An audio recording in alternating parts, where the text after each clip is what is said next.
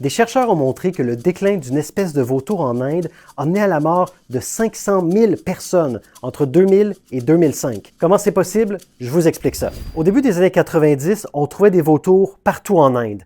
Mais en 1994, les éleveurs de bétail indiens commencent à utiliser un nouveau médicament, le diclofénac.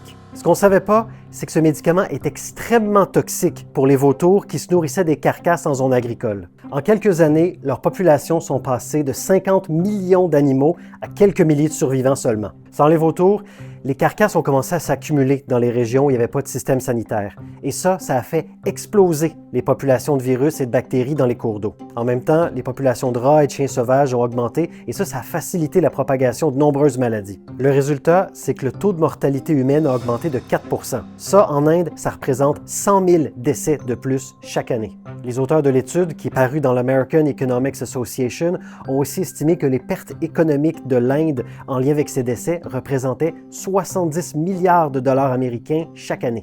Bon, depuis, la crise s'est résorbée. Le diclofénac a été interdit en Inde et d'autres méthodes ont été mises en place pour contrôler les carcasses. Mais le mal était fait. L'étude montre à quel point la santé des êtres humains, des animaux et des écosystèmes, tout ça c'est lié. L'étude montre aussi l'importance de protéger la biodiversité avant qu'on se fasse prendre par surprise par des réactions en chaîne comme celle-là.